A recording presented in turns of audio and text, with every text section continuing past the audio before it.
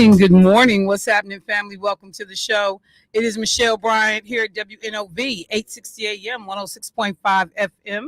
You are listening to Say Something Real and Real Talk. It's going to be hot today. Look, oh my God, y'all are already checking in this morning on YouTube, Facebook. What's going on, family? It's good to see you. I see that Eval Kenya looks like, is that right? Holding the number one spot. And you know, it's a song for that. Right. That's right, Ludacris, baby. Number one spot. We're going to start calling Kenya, Eval Kenya, Luda. And then I see everybody checking in. What's going on, Dorothy Jean? Can't say your name and not think about my man Keon. What's up, Mr. Walters? How are you? Hey, Solis. Envelope arrived yesterday. Your letter came yesterday. I'll reach out to you, but I saw it yesterday. Good morning. What's up, Terry Jones? Miss Harris, how you doing this morning? What's up, Maurice? What's going on? Happiness Donuts Forever checking in. It is good to see you all. What's happening, Gail? Nice to see you there. So we appreciate y'all checking in this morning. And then also from my folks that text me, what's happening, Dion? What's going on, Adeline? It is good to be back in the building. Let me say good morning to the brothers. What's wrong? You all right this morning? I'm great. We got to do something? Is something going on? Spectacular. What's going on, Camille? I see you. Hey, Carolyn. I see y'all. You're spectacular. Hey, Maggie. Off work. Can finally watch all morning. Hey, I know that's right. Look, Maggie, I need to be off. I need to be off too. Anybody that's listening. Let me say good morning though to the brothers. Ride out. Yes, ma'am. Dude, stop trying to flex with all these Brewers caps, man. I'm sick of you. Hey, you got every color. We home teaming. I mean, I'm like, these aren't even the team colors. Y'all got like all kind of Brewer swag. Yeah. Look, I'm gonna have to start like repping. So I guess I should go to a game though. Yeah. Hey, no, but seriously. Did you say yeah? The games be cracking. It's a good time. Yeah. I haven't done it in a long time, but I must admit. But I go to the stadium for dinner. Oh, yeah. All the time, especially when the boys come to town. Oh my God, it's time for them to come back from camp today, I think. Oh boy. They either come back today or tomorrow. Lord. Dang. The refrigerator about to get messed up. You just made me sad, man. Stanky shoes about to be in the hallway.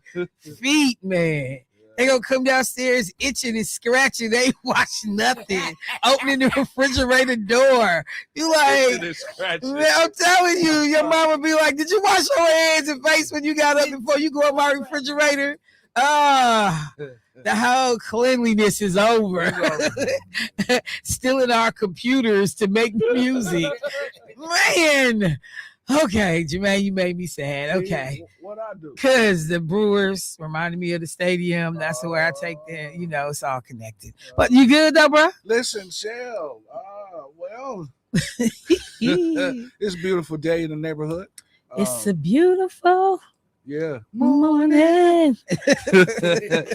Yeah, the sun is shining. It's until that 85 hit. Yeah, it's gonna be 85 degrees, but it's not gonna be humid. So, is that right? Yeah, so the 85. I just wanted to check now. Are you a HBCU meteorologist grad or at the house graduate of on the weather block, school? On the block news report. That's what it's called. On the block. You know what? I was on Civic Media looking for one of my shows, and it said Michelle's weather report. I was like, I'm like, don't put that on me. This is Jermaine foolishness. Meteorologist. Exactly. I'm like, whoever doing the little snippets about the time or the outline of the show. Don't attribute that to me. It's about Michelle's weather report. I was highly offended. It is your weather report. That raggedy mess you do is you not. And me. We a team around here, man. Clark, you part of the team too. Isn't that generous of you? What team? Well, hello, team member Clark. How are you this morning? Boy. That was a lot of energy this morning. Yeah. How you feeling, man? You sound like you're real good over there. I'm feeling good. Well, now, what are we so good about? Because I got up. I mean, Yeah, that too. You know, God woke me up this morning. You know, we got some extra money. You know, I wish. Another child done bought a house. I I mean, would have called it. see, why black people get money? And the first thing they said they gonna call in.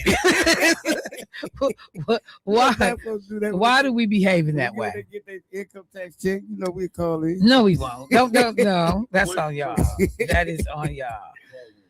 Oh, happy birthday goes out to all the cancers out there. Happy birthday to you. Really? You know, yeah. Really? Isn't Keith a cancer? Cancer Yeah, season. because he tripped out. Cancer season. Yeah, It's a D-Train, Jamie Rich. What Keon say? What did he say? What was his word? Empathetic. No, empathic. It was something he would say. I'll be like, you're a crybaby. That's what you are. That's what you are. So who else is now? Are you a Cancer? No. Oh, okay. I'm So you just saying. And Aries, my mother. Okay, okay. Again, everybody got that family member who they keep up with the astrological signs. Yeah. So when a baby be born, they be like, "Oh, here come a Taurus, about to mess up the family." I'll be like, "Honey, come on now. No, I don't bring her over here because she's a Taurus. I don't get along with Tauruses." I'm like, she's 2 days old.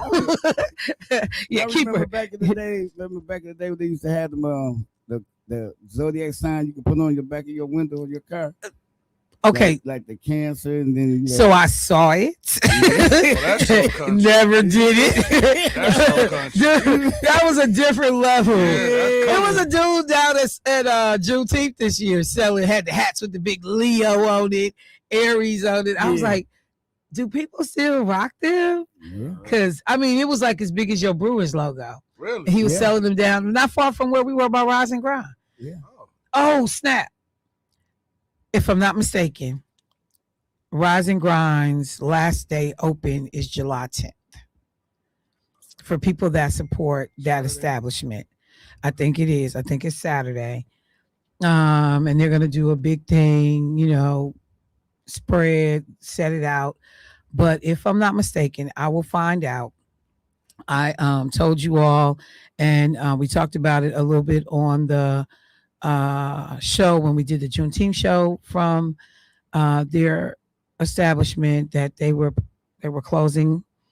Hopefully there will be another reiteration in a different location of the restaurant, but for now, Rise and Grind is set to close. And it was one of the spots, if I'm not mistaken, that Milwaukee County residents could go to get for the Meals on Wheels program. If you had like the meal program that allowed you to dine out or be a senior and pay like $3 or so to eat there. I think that was also one of the restaurants that was utilized for that as well. So we need to flood the zone. Let me make sure I got the date right, but I thought she told me it was July 10th, but we need to flood the zone, go through and support. Yeah. It's a lot of people, went to Rise and Grind, held it down. Other folks, not so much. I'm going to tell people all the time, I'm terrible because number one, I'm not doing a bunch of, like early morning, mid-afternoon restaurants kind of thing, just because of the way my work schedule is. And then I have to honestly be intentional about driving over to go to a place. And so you hate then when you realize that we are about to lose this establishment. So I'll get the information for us, but let's make sure we support them and send them out of the door in a way that indicates how much we appreciate it and value them as a community partner, and hopefully, to see their return. Let me take a moment and turn to a story that I saw yesterday before I came in. I didn't talk about it while I was on the air. And I'm being honest that I was waiting on some additional information because I just wanted to be able to have the conversation with a degree of background to understand kind of what was going on. Some of you actually put it in the chat yesterday, this young brother's name. And the crazy thing is, this morning, with the people that are already online, there are other names of young Black men who have come up missing, come up murdered, dying under suspicious circumstances. I have talked about that. We got in the chat justice for Carmelo Anthony, wrongfully accused of murder, as opposed to this brother being able to, be seen as self-defense, standing his ground, if you will. Also, Cyrus Belton, so just so like already Nolan Wells's name is committed to memory, just like that. Didn't know this young brother from anybody, a couple of days ago, and just like that, his name is now committed to memory. His name will be added to a long list of suspicious deaths. His name will be on a t-shirt for all the wrong reasons. And so for folks that have been following this story, there was initial reports that this young 18-year-old athlete, who his name is Nolan Xavier Wells. He was last seen in this area on Horn Island, which is about 10 miles off the coast of Mississippi. And this was on Saturday, July 4th. He and some friends had all gone down to hang out for the 4th of July, or gone to the area to hang out for the 4th of July weekend. And the three friends come back and Nolan does not. And so as, people tried to figure out, like, so what's going on?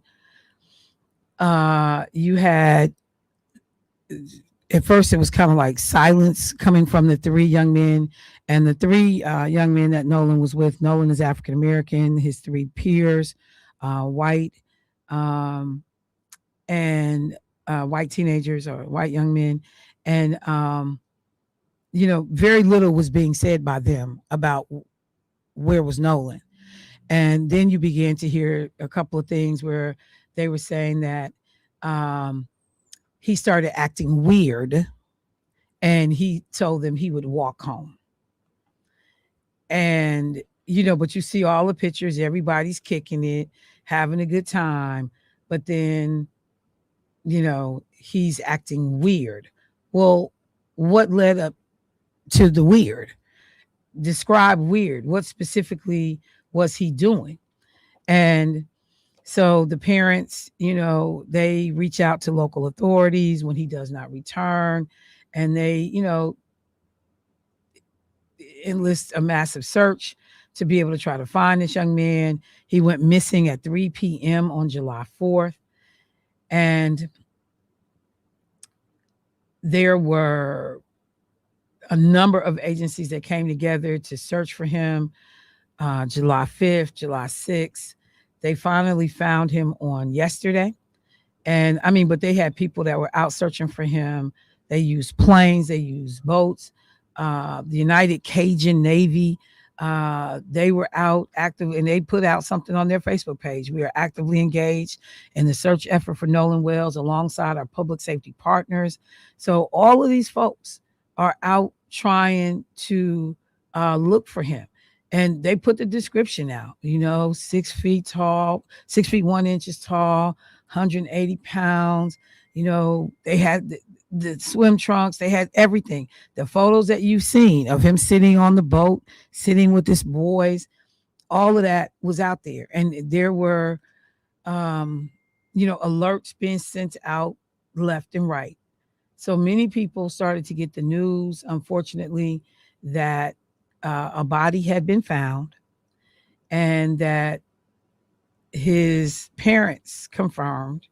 His mother did a social media post in which they confirmed yesterday afternoon that the body that had been found matched the description of, well, at first the Jackson County Sheriff's Office And the coroner, they confirmed that the body that had been found matched the description of Nolan Wells. But then his parents put out a statement. His mother put out a statement, and she confirmed that, in fact, it was her child. He would have turned 19 in August, and he was set to return to Southwest Mississippi Community College for practice for football season. He was a wide receiver for the team. And in the statement from the school, you know, they talked about being heartbroken at the tragic loss of this young brother. But it's just crazy because they had just gone out on the boat earlier that day. And by 3 p.m., his mom is reporting him missing. And there is a GoFundMe campaign for the family.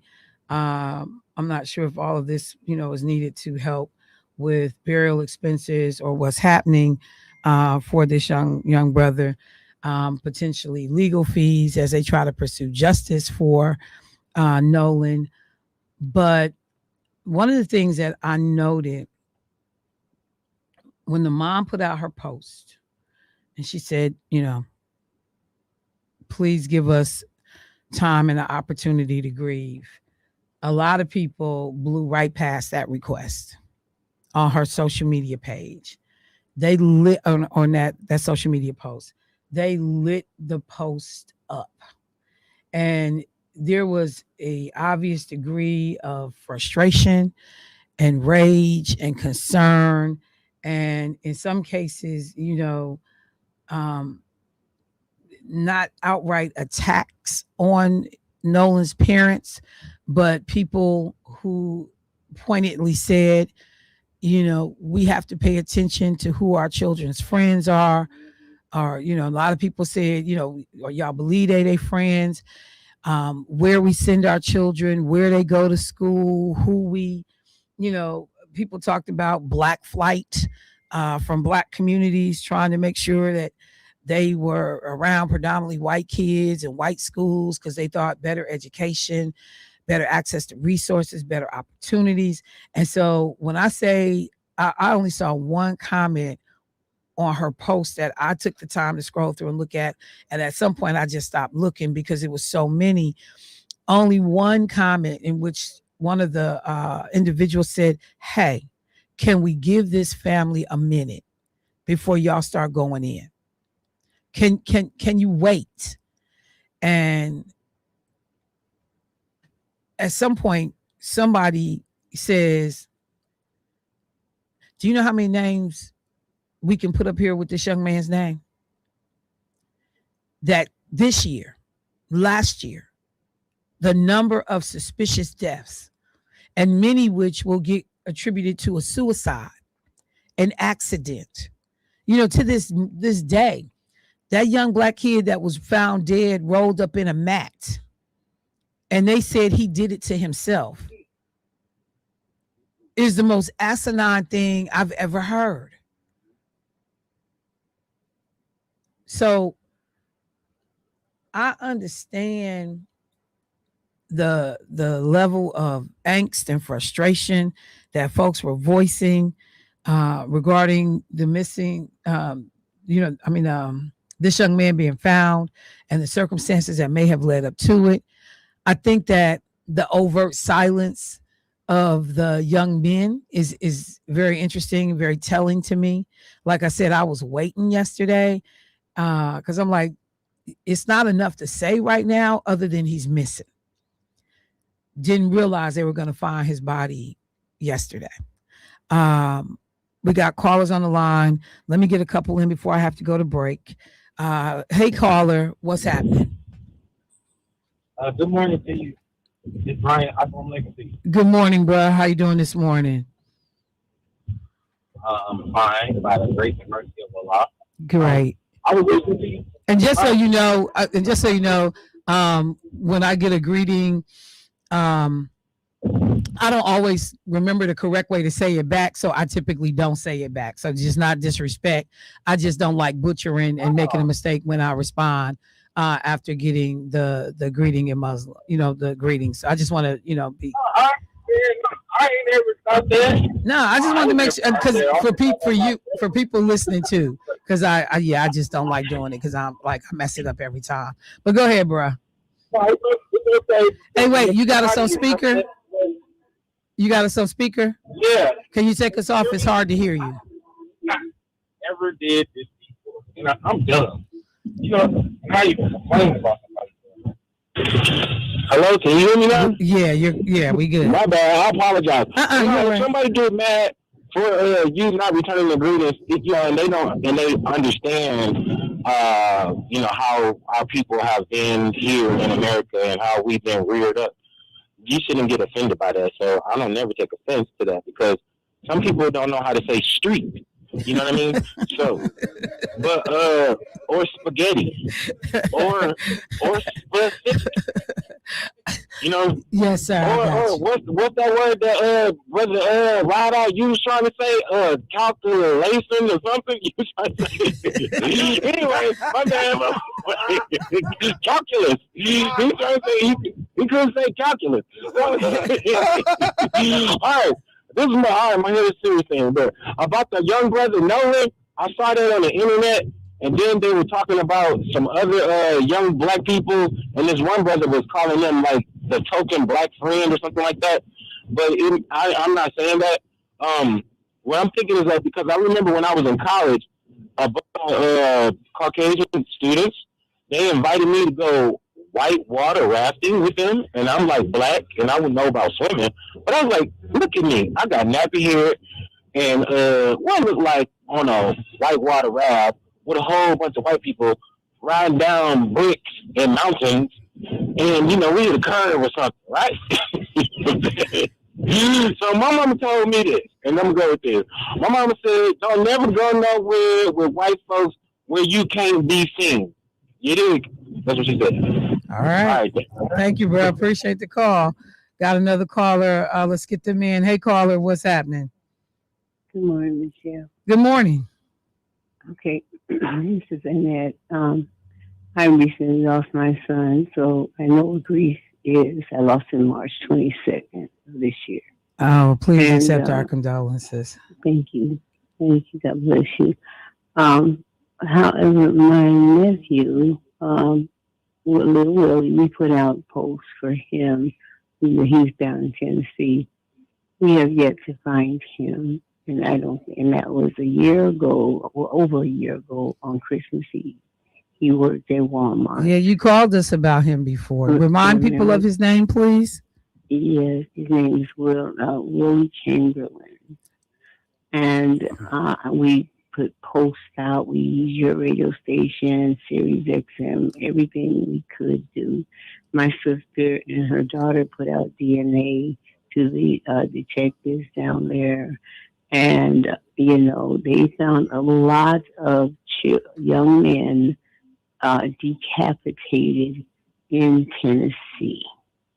And the bodies were never identified. And that's a gruesome thing to say this morning, but it's the fact. So when they sent that report out, my sister and I just cried on the phone. But he is yet to be found, and we don't think it's good. So we have accepted that. I just wanted to tell you that, but the mothers that are out there, please, if you don't do nothing else, there's something that we started doing in our family. Text a thing to your parents and say, I'm okay. Right. I'm okay. There ain't nothing else. During the week, if you're out there in the streets and you're doing something, say, Mom, it could be somebody else on your phone, too, but there could be a special pass or something they wouldn't know. Only you and your parents would know. I try to come up with these little ideals to share with you all. It would just help. I love you, and I thank you, and God bless you, your family, and the radio station for allowing me to speak. I love you. Bye-bye. Thank you, Miss Annette. And I went and I pulled up, because I remember Miss Annette calling in, the young brother's name, Willie Chamberlain III. He has been missing, as she said, since December 24th, 2024. He was last seen near Kirby Parkway and Mount Moriah in Memphis, Tennessee. They said, and had not been seen or heard from since. And it's so funny because he kind of puts you in the mind of Mandela Barnes when you look at him. They have similar facial features. But I remember when she called in, and just think about that reality, that for a year, this family has no answers about their loved one. You know, I kept trying to figure out, like, how do you as a parent even go to sleep, you know, not knowing where your child is? And I got to go to break, but that thing that she said about the texting, as I tell people, my son is good and grown. He's somebody daddy. And when my son is moving around in different parts of Georgia,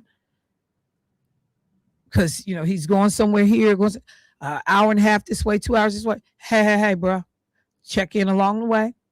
Check in when you get there. Check in when you're on your way back. And like, it's just the rule. And he appeases me because he knows how I am about Georgia. And so he's like, Ma, I got it. You know, but we will continue conversation on the other side of the break. Be right back, y'all.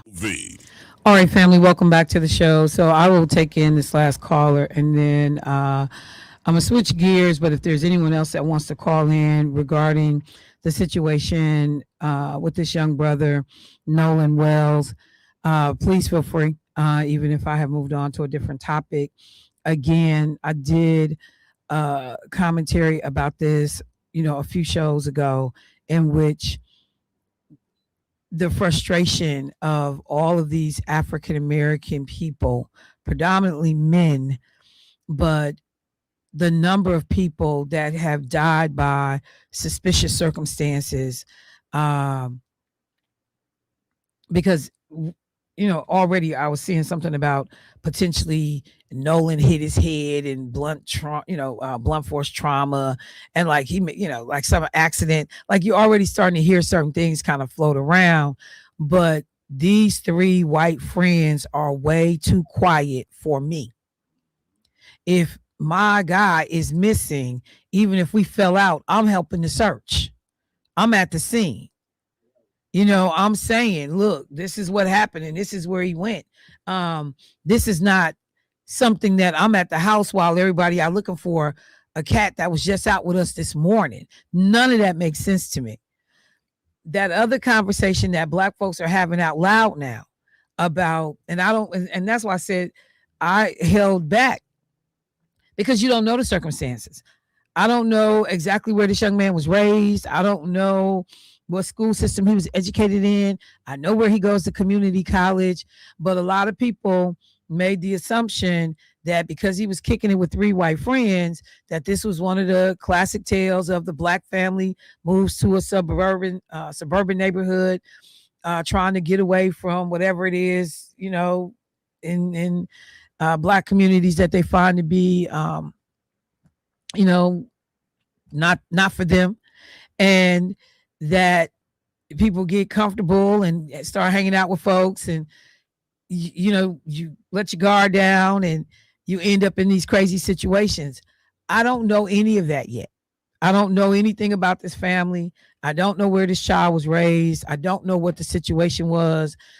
And that's why I said I was waiting for more to come out before talking about it, because people have already created the narrative. I was listening to a show on the way in this morning, and there's some of the things are things that I have said, but I still don't know the facts yet of this case and this situation. But there is a conversation that some Black parents are now willing to have about when we have done the George and Wheezy, and we've moved on up to that deluxe, you know, house in the suburban sky. What comes with that? How are our children? And what's the trade-off, if there's one? Most Black folks think it is, in terms of, oh, they got a quality education, but socially, you know, And and I think a lot of parents deceive themselves about how those environments impact their children. Whether it is, all of a sudden kids start talking, you can hear like the pitch in their voice change. And black girls sound like valley girls now. The music choices, are that of the mainstream group that they go to school with. That's just natural. It's normal. But then to start paying attention to the way they talk about black people, black issues, black schools, black things, because you can adopt whatever the mentality of your group is. So it's something that I've always been conscientious of, cognizant of. And there were situations I refused to put my son in. Just no. Yeah, no. And that just comes, from learned experience. So either way it goes, my heart goes out to this family. Just not sure how this whole thing is going to play out. But I just find the behavior of these three young friends, I just find it interesting. I find it not normal. Let me go to the phone line. Hey, caller, what's happening? Good morning, Michelle. Good morning. Thanks for taking my call. Yes, and my ma'am. heart also goes out to the family of Nolan Wells. The George and Wheezy hit a nerve with me. Thank you for keeping it real. I think some of us is still caught with the President Obama phase where, okay, your kid can go to schools that are diverse and have queer friends, but just make sure you don't have those play dates and still send them to the Boys and Girls Club for that balance. But with Trump in the office and things that I've learned since after President Obama, it is making me scratch my head and think twice. My comment is about the Nolan Wells family. Why wouldn't she just turn off the comments so that she wouldn't have to go through the abuse of why have your kid with all these queer people friends, or did y'all think that the white ice was colder? She could have just turned off her comments, in my opinion. And then with your nephews, did you send them to camp, and were they the only chocolate kids up there at the camp? So again, it's just hard to find that balance where this is our country. We should be able to explore everything and reap the benefits of everything, but it is Trump America as well. And baby Nolan was down in Mississippi at the end of the day. No. Mayor Jackson, Mississippi, was he railroaded or was he being greedy? Thank you, Michelle, for taking my call. All right, thank you. So somebody that's listening, they talked about the area that Nolan was in, and they said that the Gulf Coast is pretty diverse. Ocean Springs, Mississippi is predominantly white, though. It's about 7% black, somewhere in that range, which is where he was. And then to the piece about, President Obama and, Trump, and clearly the deference being that, it has become fashionable to be racist. Folks that had repressed it are so excited and gleeful that now I get to say anything I want to, because I got a whole United States government that's going to back me in my ignorance. I got a president that's going to pardon me for my ignorance and my behavior. So yeah, I'm just going to just say yeah on that. A couple of other things this morning, and we will continue to talk about Nolan as more information becomes available. But again, his name has joined a long list of folks that this just makes no sense whatsoever. It makes no sense. The Midtown project, coming back locally for a second, the Midtown Center, there was an announcement that came out yesterday. The developer of the Midtown Center has removed the data center from its plans after the public feedback. This I'm pulling from a story from Spectrum News, but you all had an opportunity to see it. Alderman Mark Chambers Jr. made this announcement on yesterday.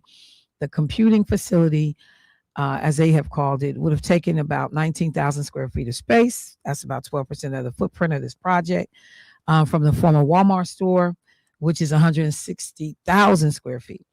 It was described as a data processing and computer research and services facility. According to city records, AFS Milwaukee LLC, which owns the Walmart building, is looking to redevelop the space into affordable housing, a new public library, and some city offices. It also mentioned that the data processing facility, which drew the attention of residents, sounded a lot like a data center. The developer of the property made the decision to remove that after 3 public information sessions and testimony that was presented before the City Plan Commission. Quote, the decision to remove the computing research facility reflects what can happen when residents engage, local governments listen, and all parties remain willing to find common ground, said Alderman Chambers in a statement. By removing the computing research facility, the focus returns to what matters most to our community, transforming a long vacant property into a destination that delivers housing, a new Milwaukee Public Library branch, neighborhoods serving amenities, and lasting benefits for residents. So there were a number of folks that were doing a victory lap of sorts because of that, decision by these folks to pull that aspect out of the project. My comments are more reserved. While I'm certainly glad for the community that they raised concerns about this project, there were things I still don't like about the way it unfolded, things that I still question about how a lot of this was shoved down people's throat. Folks don't get the benefit of information in a timely manner when a library is going to leave one aldermanic district and go to another district, but the alderperson or alderwoman in this case doesn't appear to have known that this library was going to be removed from her district. How the hell does that happen? How you have whole plans and discussions to move the library out of a district into another district and the alderwoman does not know? The library system itself, from the loose things and conversations that I've had and things that I've read and heard, they didn't seem like they had any voice or say in what went on with this project. A lot of this was a done deal by the time the public heard about it. And only after the public rises up, is extremely vocal, starts talking about recalling people and, clowning City Hall about these meetings, that you see a little bit of a movement. But there still, I believe, is another vote that has to happen from the overall Common Council, who will likely go with, what has been presented. But don't start patting people on the back and, people listen and, we care. You a lie. You were forced to do something different. But you had planned to move forward without talking to the community in the first place at all. Had it not been for that zoning meeting and people getting wind of what's happening, there was no on the front end before we start talking about the project that we make people aware of what we're thinking of, what we may be trying to do. Nah. It came with a bow already wrapped, and here you go. And then people started pulling the threads on the bow and was like, nah. So, and even that piece about, in a storage facility, and I don't subscribe a lot to conspiracies, but I do pay attention to stuff that just seems odd to me. While yes, this was a tiny fraction, as pointed out in this article or this story on Spectrum, but you had a huge amount of space that was going to be a storage center. And as I said before, how easy is it to convert the storage space to a larger data facility? How easy is it to convert it? Super easy. Because anybody that's been in a storage facility, You already know. Them little fake walls and all that stuff come down in the blink of an eye. So we talked about whether or not there were going to be limits on expansion and what could be done. So I'm just saying, someone said, how should we manage investment and by whom? Well, in this case, they weren't even willing to tell you who one of the partners at the table was. Think about that. That somebody wants to invest and do business in your neighborhood, but they want to remain anonymous. So I get the question to the brother that just sent me the question in terms of managing investment and by whom, but I at least need to know who I'm dealing with on some level. And when the most concerning aspect of the project is not revealing the identity of who that partner is, that's problematic.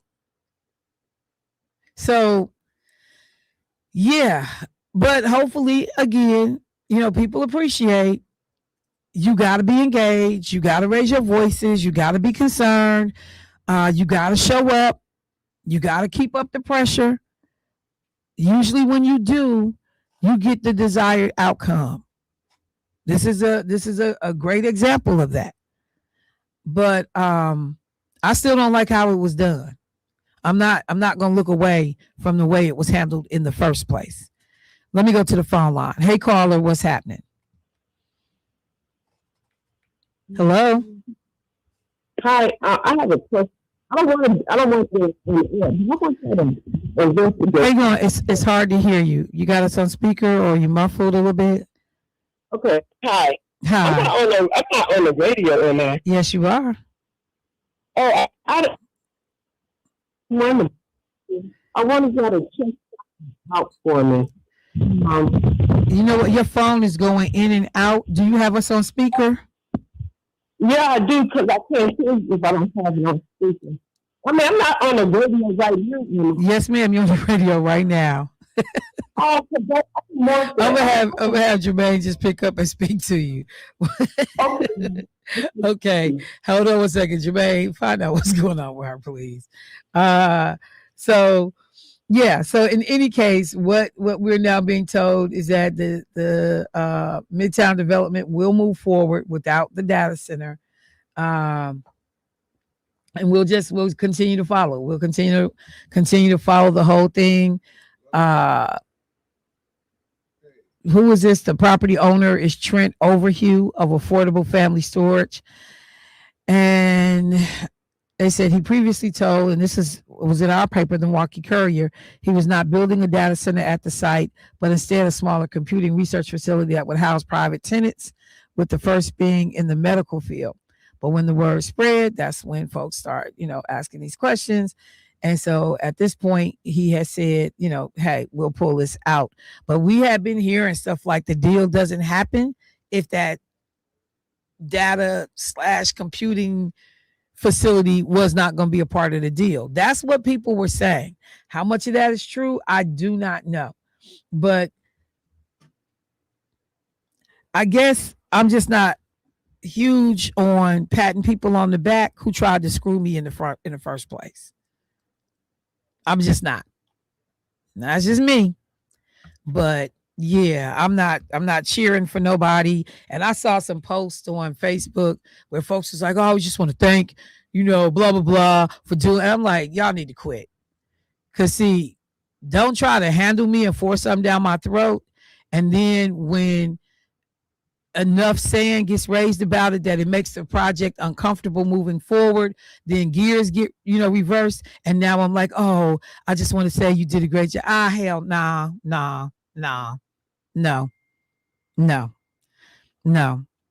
And some people's naivete shows up way too well for me. No, because again, how was it being done in the first place? By the time the community learns about it, this is a done deal. A done deal. So I just want to be clear about that. Not overly, I'm not overly impressed. I'm glad for the resolution in terms of the residents, but that means you need to keep your eye on people. You need to watch how people do business and what people are willing to do to help other folks get things accomplished. Because it's the other part. Midtown been looking a whole fool mess for a long time. So on one hand, I care about the development going in, but you don't care enough to make sure the people that own the damn property cut the weeds out the parking lot that was growing up through there like trees. When somebody called the station because I don't go over there, and somebody was like, Michelle, no, you got to ride over there. So don't pretend I care about the community and you don't even care enough to make the owner of the property, take care of that property. Just like I was so glad to see finally this Burger King parking lot. I don't know if Valerie Daniels still own that property, but somebody was finally up there cutting some of that grass up there because it look a fool. And it's embarrassing. And it make the whole rest of the community look bad. So, I'm just going to say this. For some of y'all who claim, I care so much about the neighborhood, man, you need to ride through your neighborhood and look at all of these dilapidated, burnt out, broken down, abandoned properties. How can we deal with some of that? Because some of these, I don't know how people live on some of these streets with some of these properties in the level of disrepair and the grass all overrun and the property just look a hot mess. But on a big commercial property like that Walmart, the alderman in that district was saying nothing, at least not enough for me, where you got trees growing in the parking lot, growing through concrete. It just looked a filthy mess over there. So people say, I care and I'm listening, but you don't do the basics. You don't do the basics. I found out that Val does not own that property. Yeah. Y'all don't do the basics. This is simple stuff. Who are the owners? They don't come do it. The city go take care of it and put it on the tax bill. Or however it goes, whatever the process should be. So I am just going to say that somebody said, I'm just listening to all, okay, wouldn't the library board have to communicate with impacted aldermen? You would think, but it seemed like the library board, what's going on, Colorado? It looked like the library board didn't know. That's what I'm saying. It was shady stuff going on in the beginning of this project that speaks volumes about how some of these people was willing to do business in relationship to our community. And so just because this, there's now, we're going to pull this piece out. I'm not jumping up and down for that because I understand what you was willing to do had you been able to get away with it. And this is all the players involved. But I do want to understand how nobody is respectful in this process, that we're going to move a library out of an aldermanic district. That alderman does not appear to have been included in these conversations. And we're going to move it into another district. Residents of the previous district are not given the heads up. And I don't care if it's right down the street or not. It's still a move from one aldermanic district to another. And it does not seem like the library board was abreast of any of what was really going on. I could be wrong. I hope somebody proves or, puts out information that says, nah, Michelle, all the players were informed. The alderwoman was told. The library board had, some input. All of the pieces were done. And again, I came on the air and I said, I've been hearing that they said that if that facility was not included, the project was a no-go. And people came on Facebook, they came on social media, and they said, text messages, that's exactly what was said. So no, I'm not getting ready to jump up and down and, putting out posts about something. You did a great job. Get out of here. You're about to make me start cussing because y'all got to understand when somebody intended to mess over you. And then because you caught them and you apply pressure and then they reverse course, I don't congratulate you for that. Oh, we listened to the people. No, you got caught. That's what happened. The people realized the games that was being played. Like, anyway, so I'm a move on and be done with that. I think, do I need to go to commercial, Jermaine? Yeah, let me go to commercial. So I'm gonna go to commercial and Jermaine on the phone. Whoever you talk to, bro, tell me we gotta go to commercial. get their name and number and tell them we gotta go to commercial. Because it's it's a lot to get to on the other side. But because I'm gonna tell y'all, and some people got some beef with Barack Obama. And did you say right, Clark? You did not say right, but they do. There's some people who got beef with Barack Obama, and let me be clear, man. I'll defend Barack Obama probably harder than his wife will defend him because that's my man. But what they got beef with him about? Yeah, I got beef with him too. So we'll be right back, y'all. WNOV. All right, family, welcome back to the show. So I got a couple of callers. Let me get them in, and we're going to tackle some other things. Hey, caller, what's happening? Well, good morning, Mr. Michelle Bryan. What's going on, sir? How you doing? I'm doing quite well, thank you. How about yourself? I cannot complain. And obviously, good morning to my favorite people, Mr. Jermaine Rideout and Really? Mr. Clark Kent. Jay Tizzle, what up? Are they favorites? Yeah, I'm his favorite. Man, it's hot here. Did y'all turn the air off? You know what? Wait, hold on. Excuse me, JT. Yeah, Man, if you don't turn it, you got a fan blowing on you, and then turn the air off and hear on everybody else. Confusing me because you said I be having menopause. You So do be having menopause. How Sorry, you JT. turn the air off and got the fan blowing on just Because you? you say it gets you cold here sometimes. JT, I apologize. No, go ahead. What, you gonna turn that air back on? Children. Clark to my children. My dang glass is fogging up in here, and I'm like, is the air off? That's because But you got the fan blowing on you. Too hot, baby. Go ahead, JT. I get back to Jermaine later. Please do. No, Michelle, I just want to call in quickly and say I was at the post office that's off 6th State and Brown Jill Road yesterday morning. Okay. And I ran into this very outstanding person that we all know. Who is And outstanding? especially when I heard her voice. Come Really? to find out, I had the opportunity to meet the outstanding mayor of Brown Jill Road, Miss Wanda Montgomery. Oh, yes. Yeah. And she, so how did you know it was her? Because was it the hair? Was it the voice? The voice, yes. Yeah, The hair- very distinctive her hair was voice. fantastic too, but she had a very distinctive voice. And it was wonderful meeting her, and very nice. We gave each other a little small, quick hug. I told her who I was. She said, "Oh, that's you, huh?" No, I'm just kidding.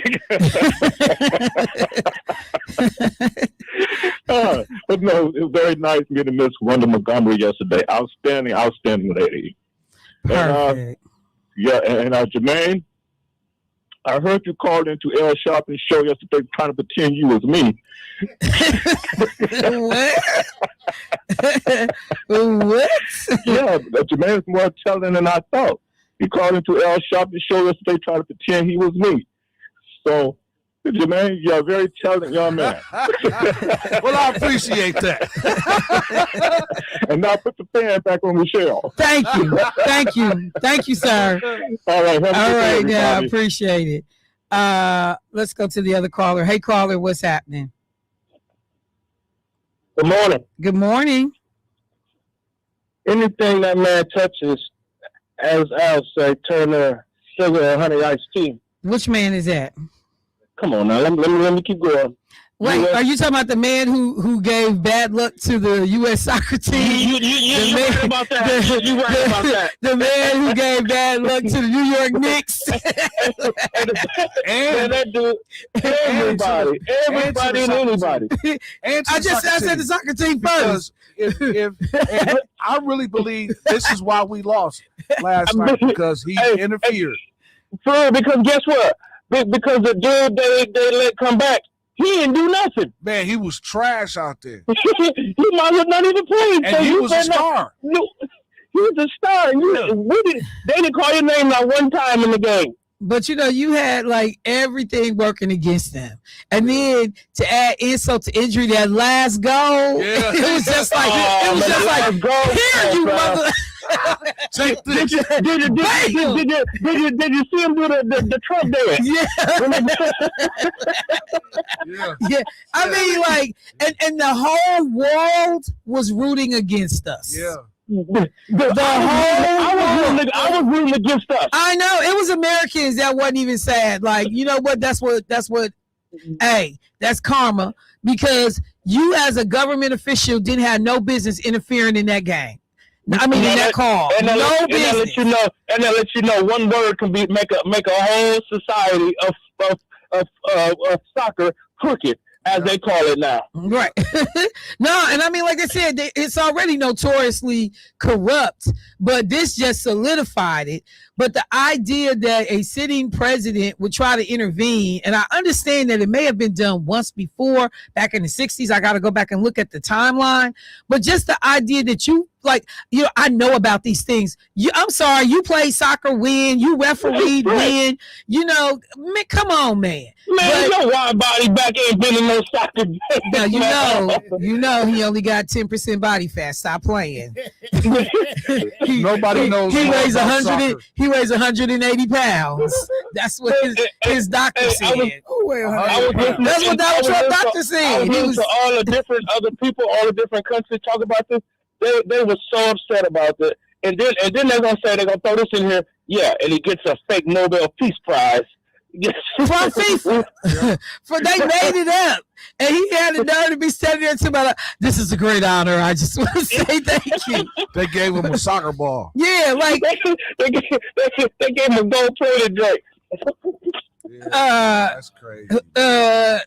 It just was embarrassing. And again, nobody felt bad for us. Nobody.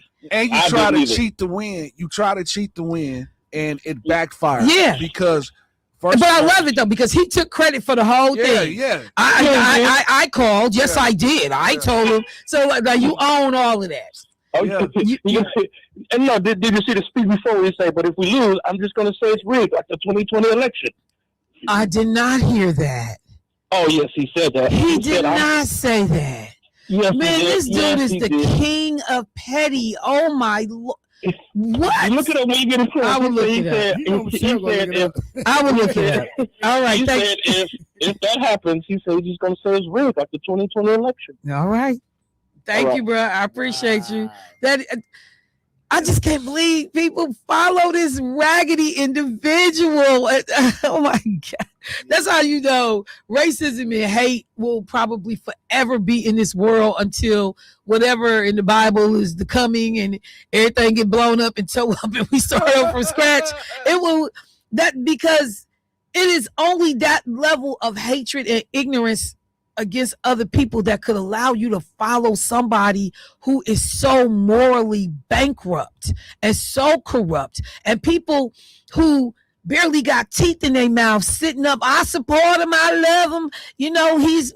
I'll vote for him no matter what. When this man is becoming the richest president in history in a year and a half. In a year and a half of a 4-year term, this man has amassed more money than he's probably ever had off of. They did a little graph that talked about all the stock trades and investment stuff that was done by former presidents. And it was like Clinton, 0, Biden, 0, Obama, 0, young Bush, 0, Donald Trump, 3,726, or it was some combination of that number, 3,276. But that's how many stock trades he had done while as a sitting president. And off of stuff that you got insider information on, or just with you talking about an issue can change the market dynamics. But okay, I digress. Let me catch this caller. Hey, caller, what's happening? Good morning, Michelle. Good morning, Angela. How are you this morning? I'm doing, and yourself? I'm good. That's good. That's good to hear. I was wondering, is there any way possible that you can get with me sometime today? Give me a call later if you have time. So why you just didn't text me that, Angela? I've been doing a lot with that, but you have not been responding. Angela, why you just didn't text me? Just text me, Angela. Okay. Okay, Michelle. Thank you. Anyways, I still want to say hi to you. Gosh. Yeah, you're so bullshit. You know what? You know what? Okay, Angela. I did want to say hi to all y'all. But you didn't leave with hi, though. You didn't leave with hi. I understand that. Angela, when I see you, I'm pressing you out. And I'm just letting you know. Bye. I love you, but I see you. It's going to go down. It's going to be on the news. All right, I'm ready. Bye. Bye, y'all. No, that's how you know this real family right here. Because she knows she going to get cussed out. And she ready for it, too. She ready to give me mine. It's going to go down. Oh, my God. Okay, so this is what I want to do.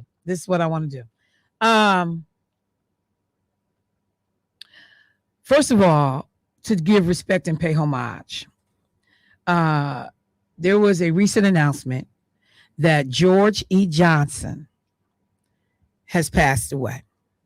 Now, some folks will go, who was George? Because, you think of Johnson Publishing. Nope, not that Johnson. George E. Johnson, if you remember Soul Train, sponsored by Afro Sheen.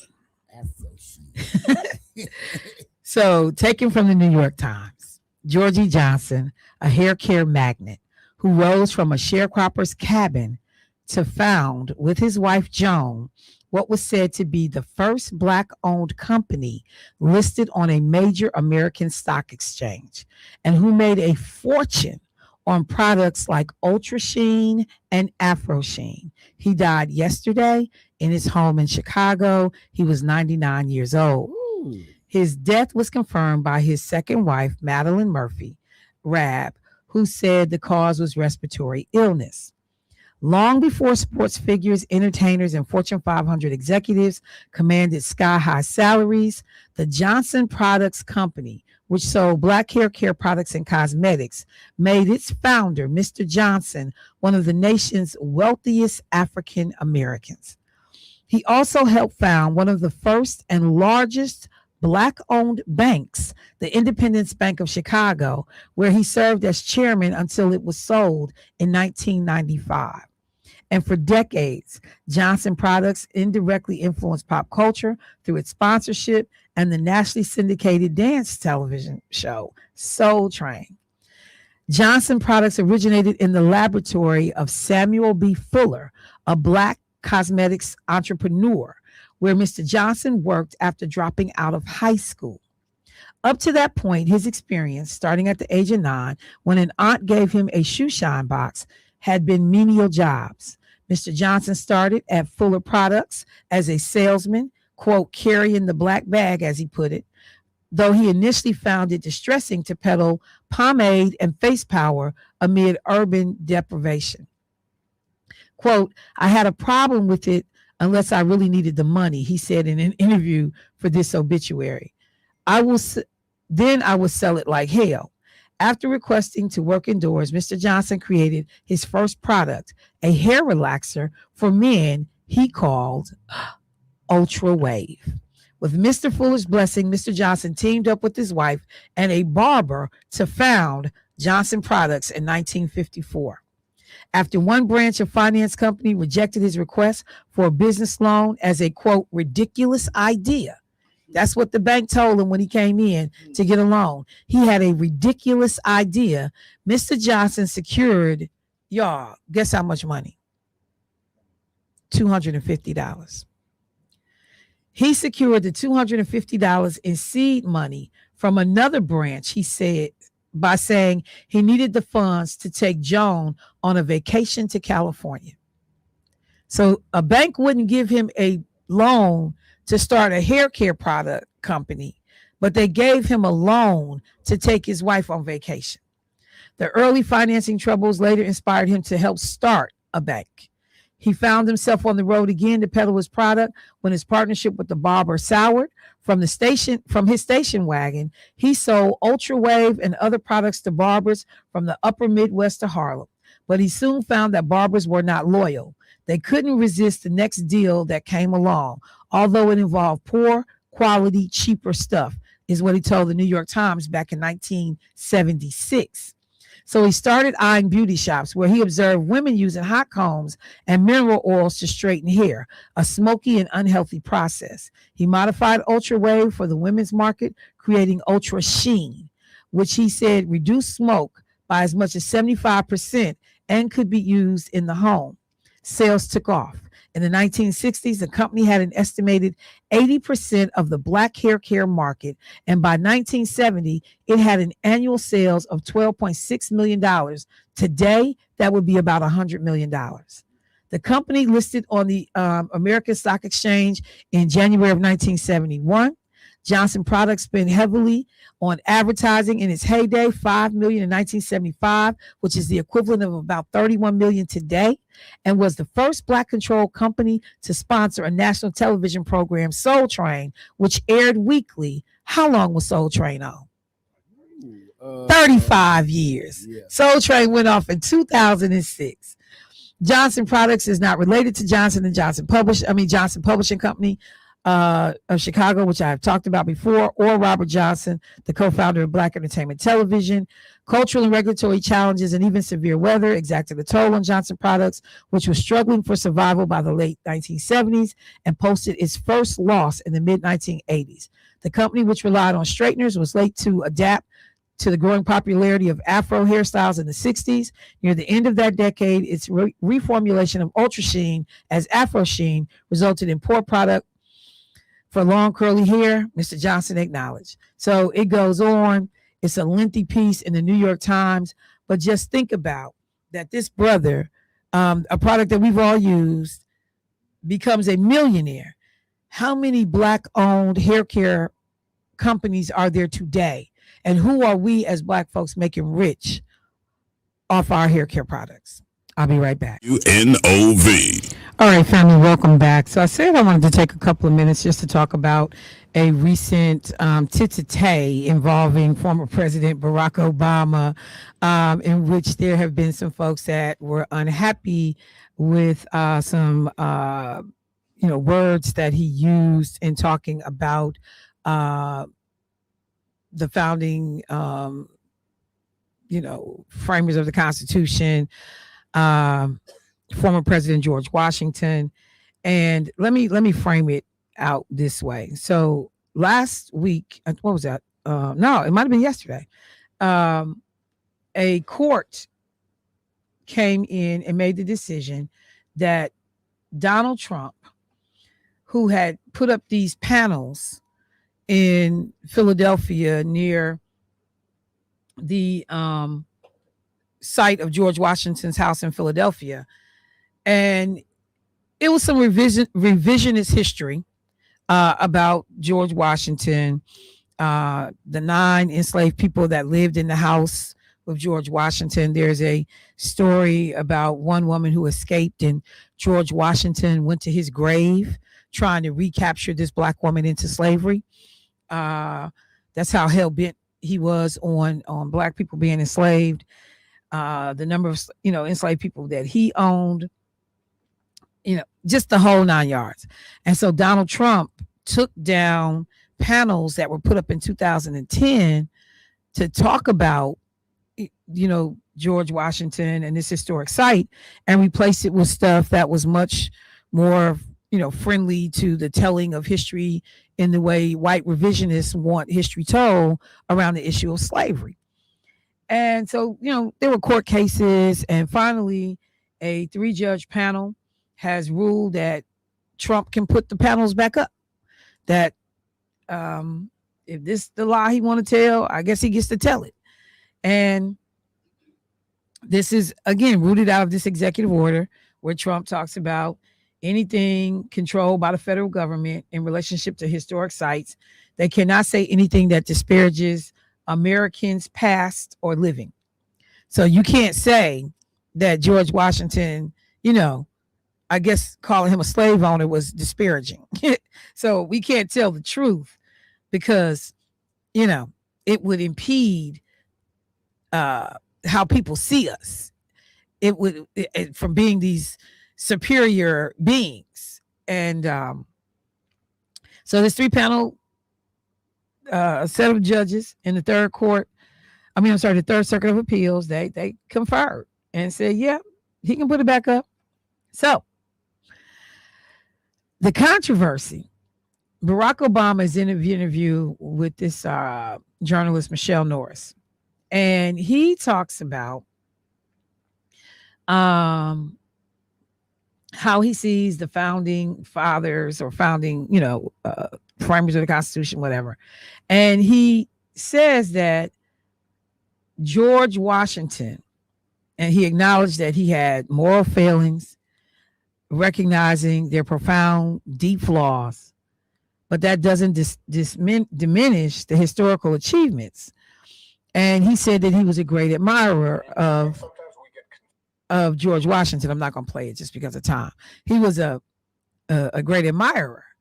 And so I was having this debate last night with some folks, and because it was people that was hot. Like, how are you a great admirer of the slaveholder? And so I listened, to the arguments. I listened online to what people were saying. I had, personal conversations with folks around me. And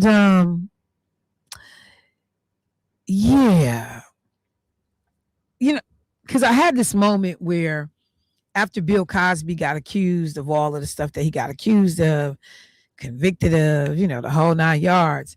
Like, do you ever watch the Cosby Show again? Does it diminish the work that the Cosby Show? What'd you say, Clark?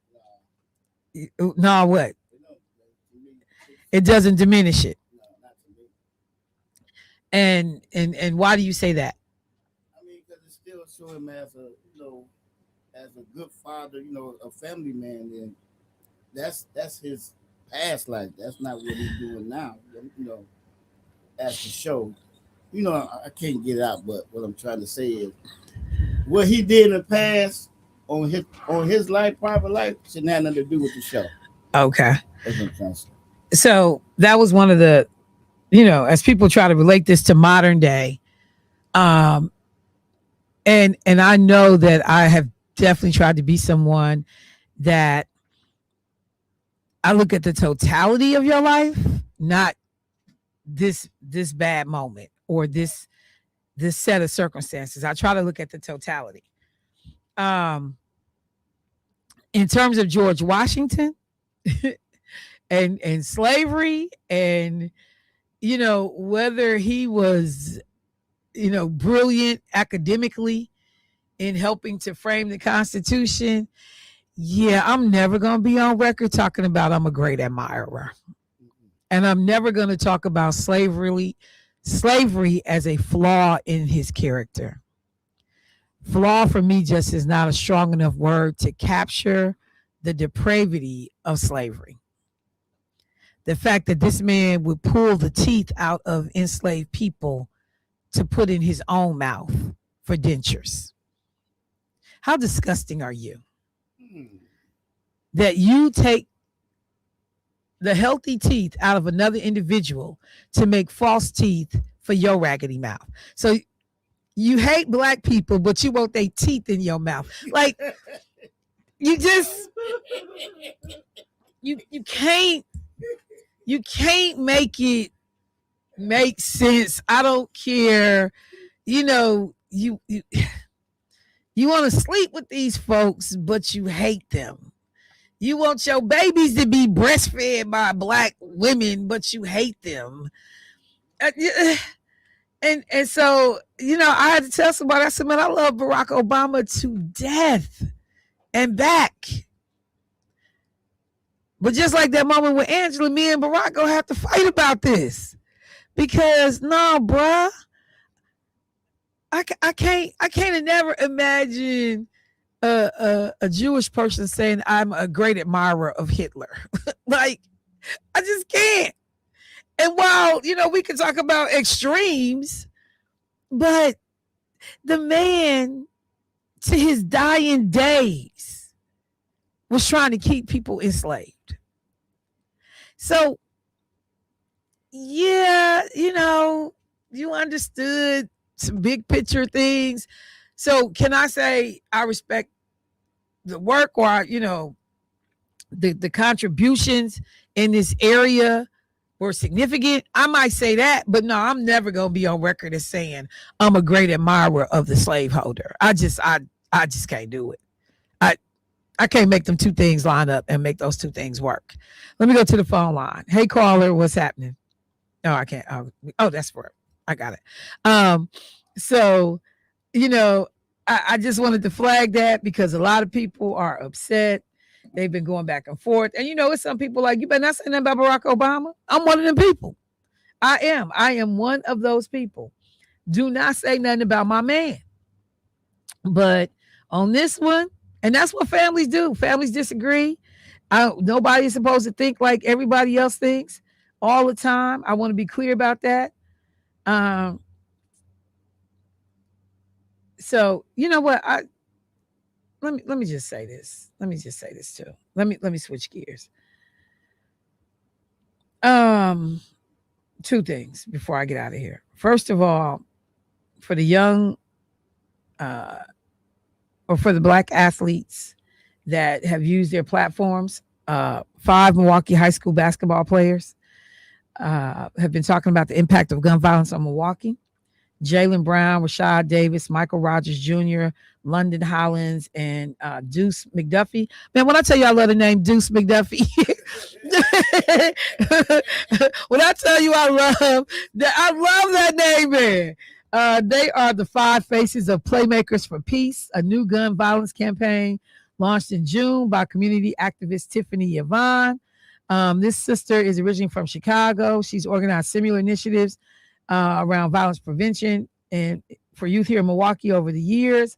But I just like that they got these young athletes to be able to come together peer to peer to have these conversations about gun violence in our community. So I didn't want to miss the opportunity to shout them out, and I'll see if I can get her on to talk. Would you say yes? Okay, to talk more about the initiative. It's impressive. And then there is a story in the Journal Sentinel I knew nothing about, but there is a landmarker that has gone up since we're talking about Black history right now. The forgotten history of Wisconsin's first licensed Black-owned and operated hospital is getting some long overdue recognition. So did y'all know that we had a Black-owned and operated hospital in Wisconsin? The Midtown Neighborhood Alliance erected a state historical marker in Linden Park for the former site of Misericordia Community Hospital, founded by 3 Black physicians as Wisconsin's first licensed nonprofit hospital. In 1969, Doctors John Terry, Louis Maxey, and John Bryant, hey, my namesake, started a 260-bed nursing home that would later become Misericordia, and I know I'm saying that wrong, Community Hospital.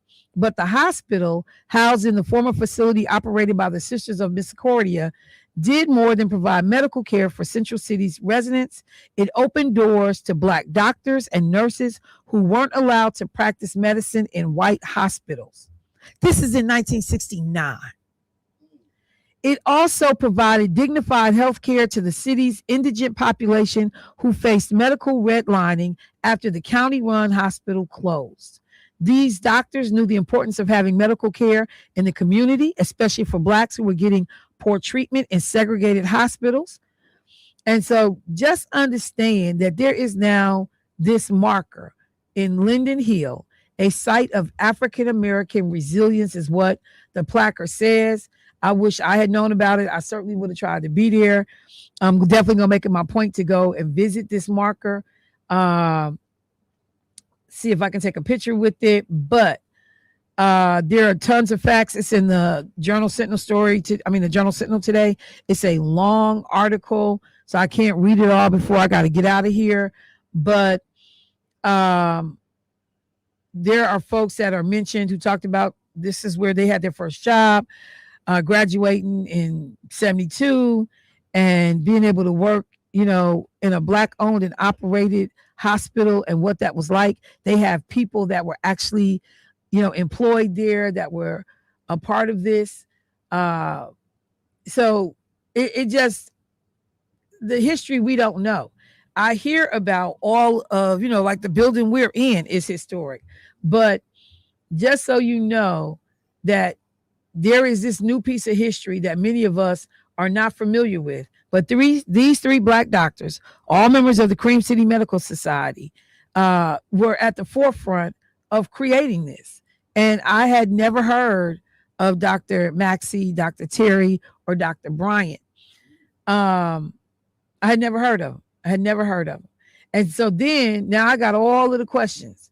How do you buy this big building in 69? Thinking about what we just heard about Mr. Johnson, who tries to start the hair care product company, and you can't get a $250 loan to start your business because they tell you it's stupid.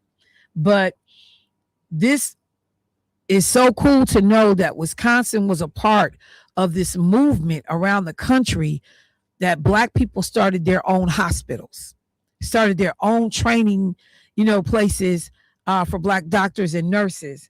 And Wisconsin was in the mix. No idea. And just real quick, Dr. Maxey went to Switzerland, worked for a period of time, and then at Chicago's private hospital. Dr. Bryant, he attended Howard University. Dr. Terry went to Meharry Medical College in Nashville with fellow student Dr. Finlayson. So just think about that. That is so crazy.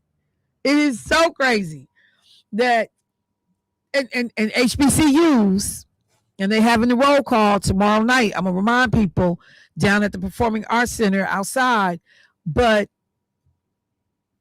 HBCUs. And when folks think I gotta move to a different neighborhood to get a better, this or that, I gotta send my child to a PWI, predominantly white serving institution, because those schools are better than historically Black colleges and universities. But again, and I say this all the time as I end my show, many of the Black people who have done well, your early educational foundation, whether it was yours or your parents, come out of historically Black colleges. And those educations were good enough to start Black-owned banks and Black-owned hospitals and Black-owned, healthcare clinics, but they're not good enough to send your child to when you start making money. Just let that sit. Just let that sit there.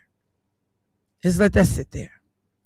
We turned away from our own institutions that helped put us in position to be able to pay for our child to go to a PWI.